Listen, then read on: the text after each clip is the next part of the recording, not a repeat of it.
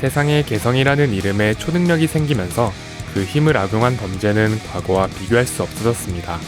이 현상은 단순한 범죄를 넘어 사상의 싸움이 되었고 저마다의 목표를 가진 빌런들이 등장하게 되었습니다. 빌런 연합과 초현실 해방 전선의 리더이자 올포원의 후계자로 활동했던 시가라키 토무라.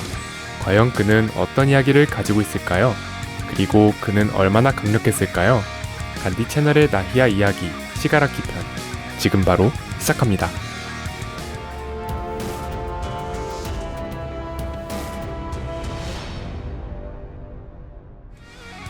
본명 시무라 텐코, 활동명 시가라키 토무라, 소속 빌런 연합, 초현실 해방 전선, 개성 붕괴, 타입 발동계. 시가라키는 부스스한 반곱슬에 목까지 내려오는 청회색 머리를 지녔습니다. 눈을 치켜뜨거나 힘을 줬을 때 붉은색 동공의 사배간을 자주 보여주면서 광기스러운 모습을 연출하곤 합니다. 메마르고 갈라진 입술이 특징이며 눈가와 목엔 자잘한 주름과 흉터가 있습니다. 이 자국들은 스트레스성 알레르기 때문에 일이 뜻대로 풀리지 않거나 파괴 충동을 해소하지 못하면 가려움을 느끼게 되고 그럴 때마다 시가라키가 긁어서 생긴 흉터라고 합니다. 얼굴을 비롯한 상반신 전체에 콘센트가 달린 손들을 부착한 상태로 활동합니다. 이 손들은 과거 개성을 발현했을 때의 폭주로 가족들을 무참히 학살했을 때 얻게 됐는데요. 그의 분노와 증오가 옅어지지 않게끔 항상 되새기라는 의미에서 올포원이 권했다고 합니다. 특히 얼굴에 부착한 아버지의 손은 부착하지 않으면 정신이 불안정해지곤 하는데 나머지 가족들의 손엔 큰 의미가 없는지 종종 부착을 생략하는 인간미를 보여주곤 합니다. 점차 정신적으로 성숙해지면서 손을 부착하지 않은 채로도 활동이 가능해지지만 시가라키를 상징하는 표식이 되기도 했고 여전히 증오의 원동력이기 때문에 꾸준히 착용합니다.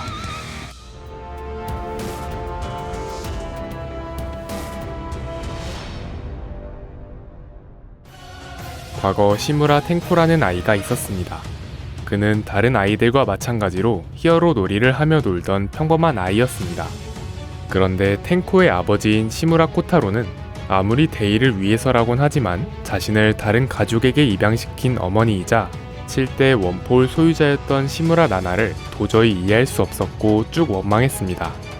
어느덧 한 가정의 가장이 된 그는 히어로는 타인을 구하기 위해 가족을 상처 입힌다며 아이들에게 히어로라는 단어를 금지어로 설정해 이를 언급하면 체벌을 가했습니다. 어느 날 텐코의 누나가 시무라 나나의 사진을 보여줍니다. 자신의 할머니가 히어로였음을 알게 된 텐코는 자신도 히어로가 될 수 있다는 기대를 품게 되었고 그때 손에 통증이 느껴지는 식으로 텐코에게 개성 발현의 징조가 찾아옵니다.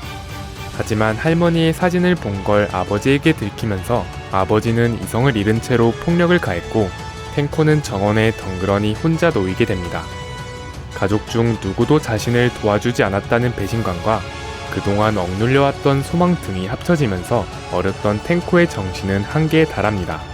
그 순간 개성의 발현과 동시에 폭주가 일어나면서 모든 가족이 텐코의 붕괴에 휘말려 사망합니다. 집에 있던 아버지는 이 참상을 뒤늦게 목격합니다. 텐코는 자신이 일으켰음을 깨닫고 사과하려 했지만 또다시 개성이 발동하면서 정원이 붕괴됩니다. 그저 지켜본 채 공포에 떨던 아버지는 텐코가 서서히 자신에게 다가오자 극심한 공포로 정원용 가위를 반사적으로 내려칩니다. 이 순간 텐코의 분노와 살인은 한계를 넘었고 아버지를 직접 개성으로 살해하더니 쾌감과 원망이 섞인 뒤틀린 미소를 짓습니다. 이후로는 정처 없이 거리를 떠돌다 올포원이 텐코를 거두게 되면서 시가라키 토무라라는 괴물이 탄생합니다.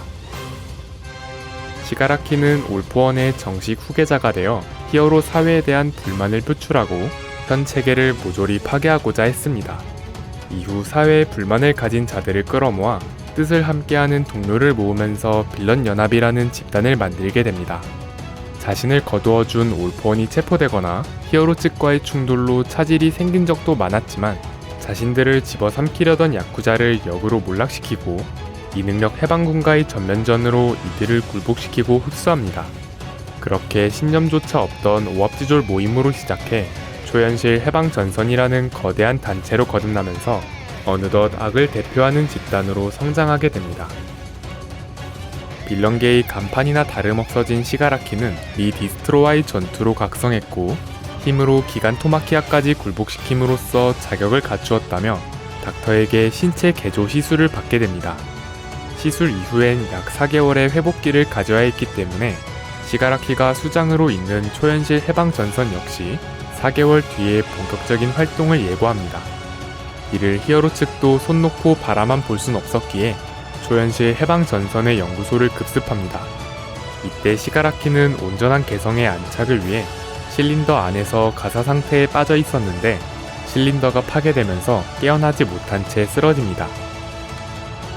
그런데 끊어진 채 바닥에 널브러져 있던 전선에 파괴된 시험관에서 흘러나온 용액이 닿으면서 시가라키에게 전류가 흐른 덕에 기적적으로 깨어납니다. 시가라키는 깨어나자마자 대규모 붕괴를 시전했는데 머릿속에서 의문의 목소리가 들려옵니다. 올포원의 사념 때문에 두통을 느끼던 중 엔데버를 비롯한 히어로들이 덤벼들면서 시가라키는 치열한 전투뿐 아니라 올포원의 사념과 육체의 주도권 싸움까지 하게 됩니다. 결국 올포원의 사념이 주도권을 쥐게 되자 올포원은 시가라키의 몸을 조종해 빌런 측의 핵심 인물들을 피신시켰고 곧바로 올포원이 수감되어 있는 타르타로스로 향해 갇혀있던 수많은 범죄자들을 탈옥시킵니다. 이후 시가라키는 자아가 혼탁된 불안정한 상태에 아직 완성되지 않은 몸을 이끌고 미국의 넘버원 히어로 스타 앤드 스트라이프를 상대합니다.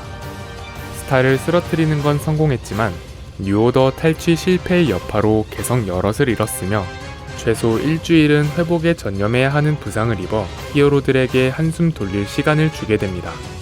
그렇게 시간이 지나 최종 결전이 다가왔고 시가라키는 올포원에게 지배된 상태였습니다.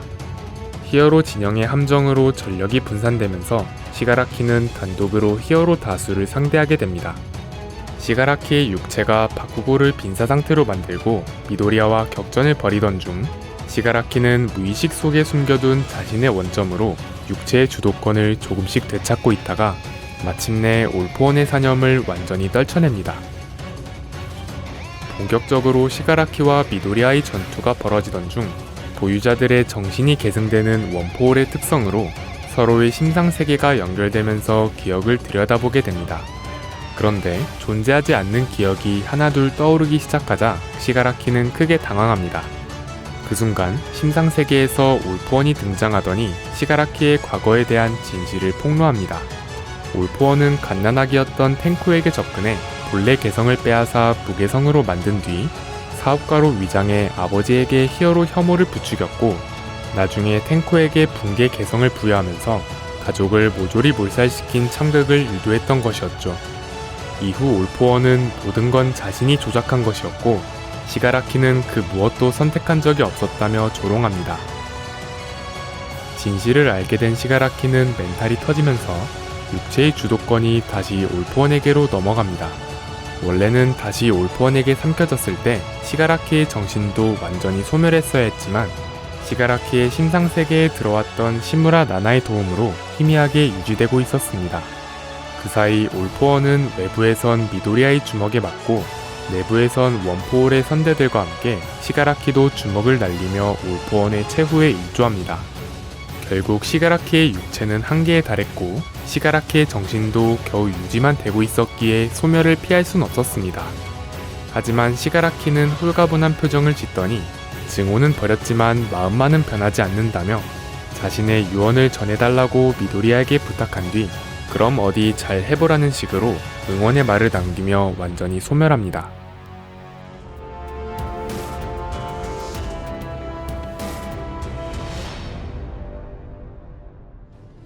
생물 무생물 관계없이 손에 닿는 모든 걸 분쇄하는 시가라키의 개성은 붕괴입니다. 원초적인 파괴와 살상 행위의 독보적인 모습을 보여주는 개성인데요.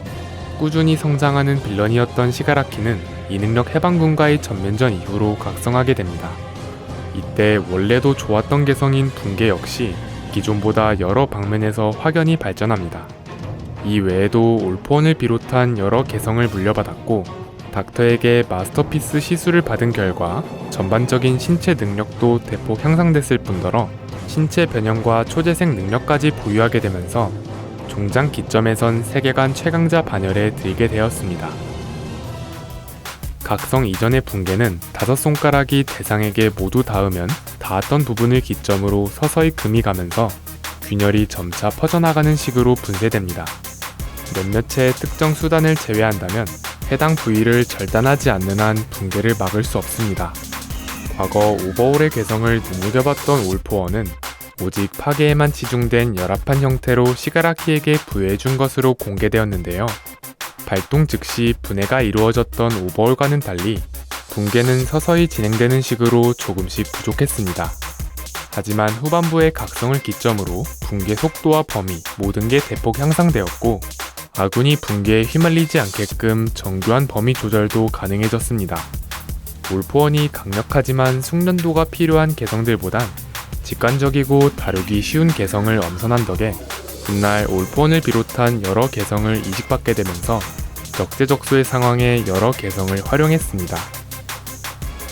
붕괴의 속도, 범위, 조정까지 다 발전했지만 시가라키의 손가락이 대상에게 닿아야 한다는 개성 발동의 절대 조건만큼은 그대로였습니다.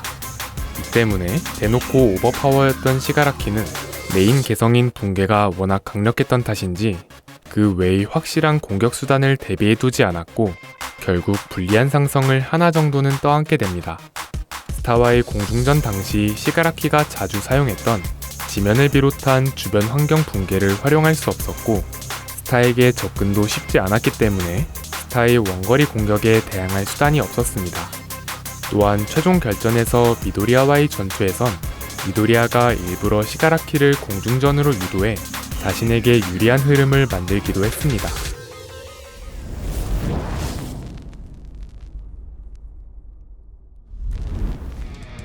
예나 지금이나 흔치 않은 성장형 빌런이었던 시가라키.